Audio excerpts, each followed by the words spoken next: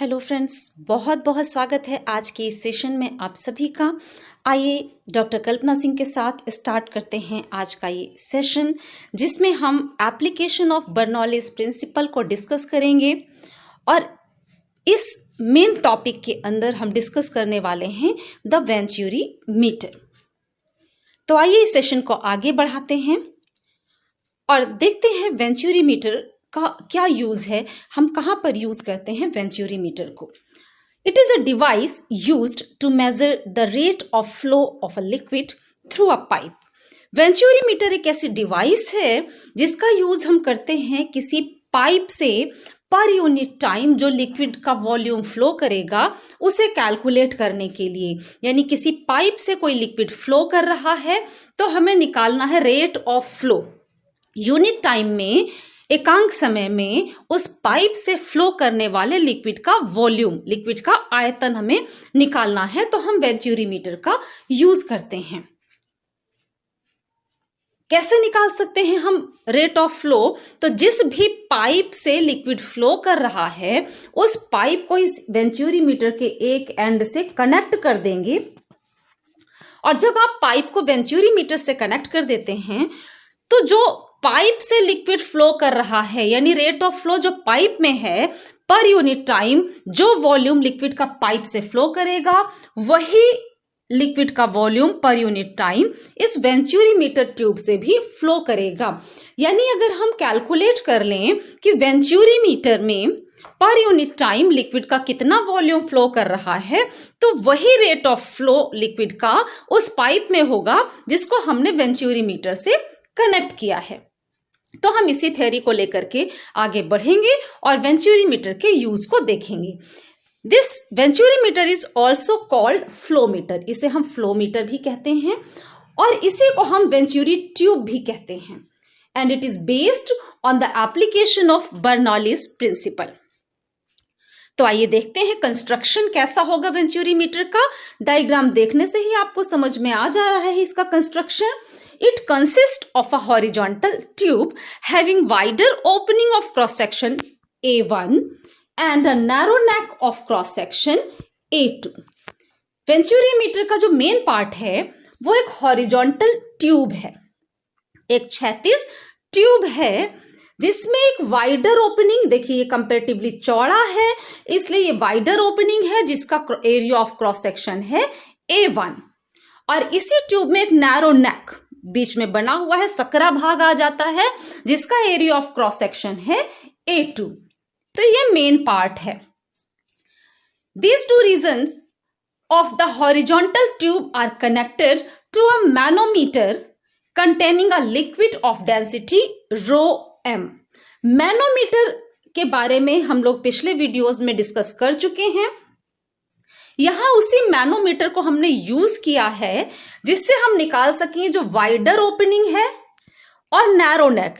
यहां पे जो प्रेशर होगा उन प्रेशर्स का डिफरेंस कितना होगा, तो उसे निकालने के लिए जो वाइडर ओपनिंग और नैरो नेक इन रीजन्स को मैनोमीटर ट्यूब से हमने कनेक्ट कर दिया है। और ये यू ट्यूब आपको दिख रही है, यही मैनोमीटर ट्यूब है। और इस मैनोमीटर ट्यूब के अंदर एक लिक्विड लिया गया है जिसकी डेंसिटी ρm है। तो फ्रेंड्स, ये तो कंस्ट्रक्शन है वेंचुरी मीटर का। अब हम कैसे यूज करते हैं वेंचुरी मीटर को, क्या है इसकी थ्योरी, उस पर आते हैं। Liquid velocities are V1 and V2 at the wider and narrow portions respectively। हमने हॉरिजॉन्टल ट्यूब में एक वाइडर ओपनिंग की बात की, एक नैरो नेक की बात की। तो वाइडर ओपनिंग जो है उसका area of cross section A1 लिया गया और यहां से जब लिक्विड पास होता है तो उस लिक्विड की वेलोसिटी है V1। और जब यही लिक्विड इस नैरो नेक पर पहुंचता है तो उसकी वेलोसिटी है V2। इसी तरह से P1 and P2 are liquid pressure at wider and narrow portions respectively. यानी वाइडर ओपनिंग पर प्रेशर है P1, लिक्विड का कुछ ना कुछ प्रेशर होगा तो वो प्रेशर है P1, और वही लिक्विड जब नैरो नेक पर पहुंचता है तो उसका प्रेशर है P2। अब हम यहाँ पर इक्वेशन ऑफ कंटिन्यूटी यूज कर सकते हैं, क्योंकि ऑफ कोर्स हम यहाँ स्ट्रीमलाइन फ्लो की ही बात कर रहे हैं और आइडियल फ्लूइड की ही बात कर रहे हैं। तो यहाँ इक्वेशन ऑफ कंटिन्यूटी हम यूज करें, और इक्वेशन ऑफ कंटिन्यूटी क्या कहता है, A1V1 is equal to A2V2, यानी हम इसे रीएडजस्ट करके एक रिलेशन निकाल सकते हैं, A1 upon A2 is equal to V2 upon V1, जिसे हम आगे यूज करने वाले हैं, इसलिए हम लोगों ने इसे पहले ही यहां डिस्कस कर लिया है। The density of liquid in horizontal pipe, जो लिक्विड हॉरिजॉन्टल ट्यूब से फ्लो कर रहा है उस लिक्विड की डेंसिटी है रो, और मैनोमीटर में जो लिक्विड हमने फिल किया है उसकी डेंसिटी हमने पहले ही बता दिया है कि है रो एम। तो रो एम उस लिक्विड की डेंसिटी जो कि मैनोमीटर ट्यूब में फिल्ड है, और रो उस लिक्विड की डेंसिटी है जो कि वेंचुरी ट्यूब से फ्लो कर रहा है। अब हम आते हैं बर्नौली प्रिंसिपल पर। बर्नौली प्रिंसिपल पर ही बेस्ड है हमारा वेंचुरी मीटर की वर्किंग, तो हम बर्नौली प्रिंसिपल को यहाँ पे यूज करते हैं। बर्नौली प्रिंसिपल में आप, अगर हम सिर्फ इक्वेशन की यहां बात करें, क्योंकि पूरी बर्नौली प्रिंसिपल हम लोग पहले डिस्कस कर चुके हैं, आप उसी वीडियो पर जाकर के उसे एक बार फिर से देख सकते हैं। यहां हम इक्वेशन की बात करें बर्नौली प्रिंसिपल की जो हम लोगों ने लिया था, तो P plus half rho V square plus rho G H is equal to constant, ये बर्नौली प्रिंसिपल है। यानी अगर हम किसी जगह किसी पाइप से लिक्विड फ्लो कर रहा है और वो आइडियल फ्लूइड है, स्ट्रीमलाइन फ्लो में है, तो आप कह सकते हैं P plus half rho V square plus rho G H, ये टर्म आप किसी भी पॉइंट पे कैलकुलेट करेंगे वो कांस्टेंट आएगा। इसे आप ऐसे भी लिखते हैं P1 plus half rho V1 square plus rho G H1 is equal to P2 plus half rho V2 square plus rho ji H2। P1 plus half rho V1 square plus rho G H1 is equal to, जो हमने first point के लिए लिया वही second point के लिए, नहीं, P2 plus half rho V2 square plus rho जी H2। अब यहां देखिए कि अगर H1 और H2 इक्वल हो जाएं तो ऑफ कोर्स ये वाला पोर्शन दोनों साइड का कैंसिल आउट हो जाएगा। If H1 is equal to H2, जो फर्स्ट पॉइंट पर H है वही सेकेंड पॉइंट पर H है, तो ये टर्म कैंसिल हो जाएगा। अब ये टर्म कैंसिल अगर हो जाता है तो हमारे पास बचता है P1 plus half rho V1 square is equal to P2 plus half rho V2 square, और यही हमने यहाँ पे यूज किया है, क्योंकि जब हम हॉरिजॉन्टल ट्यूब ले रहे हैं, वेंचुरी ट्यूब, जो वेंचुरी मीटर है वो उसमें मेन पार्ट उसका हॉरिजॉन्टल ट्यूब है, तो ऑफ कोर्स अगर हम ग्राउंड लेवल से बात करें तो हाइट निकालेंगे तो फर्स्ट पॉइंट पे जो H1 हाइट है वही सेकेंड पॉइंट पर H2 हाइट भी आ जाएगी। तो H1 is equal to H2 है, इसलिए हमने जो बर्नौली प्रिंसिपल की इक्वेशन ली वो इस फॉर्म में आ गई है, क्योंकि रो जी एच वाला पार्ट बोथ साइड से कैंसिल आउट हो गया। अब अगर इस इक्वेशन को हम रीएडजस्ट करें तो देखिए P1 की साइड ही P2 ले आए हैं, तो ये P1 माइनस P2 हो गया, और इस वाले टर्म को हम दूसरे साइड ट्रांसफर करेंगे तो दूसरे साइड हमें जो टर्म मिलेगा उसमें से हाफ रो कॉमन निकाल लें तो हमें मिल जाता है 1/2 रो ब्रैकेट में V2 square plus minus V1 square. सिर्फ रीएडजस्ट करने से ही इतना हमें मिल गया। अब इस जो V2 square minus V1 square है, इसमें से हम V1 स्क्वायर कॉमन निकालें तो ऑफ कोर्स जो पहला वाला टर्म V2 स्क्वायर है उसमें into V1 square upon V1 square करना पड़ेगा, तभी ये V1 स्क्वायर आप कॉमन निकाल पाएंगे, और ब्रैकेट के अंदर बच जाएगा V2 square upon V1 square minus 1।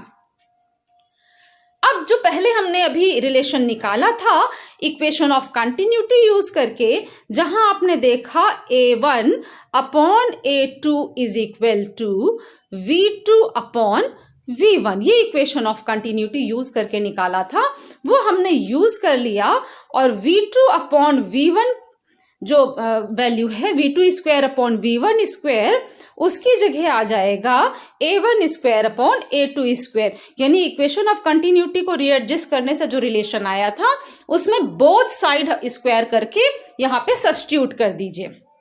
h is the height of the difference in two arms of the manometer. ये चीज h हमने क्या लिया है, अभी तक जो हम H1 H2 की बात कर रहे थे वो अलग था, अब यहाँ h हम जो डिफाइन कर रहे हैं, this h is the height of the difference in two arms of manometer.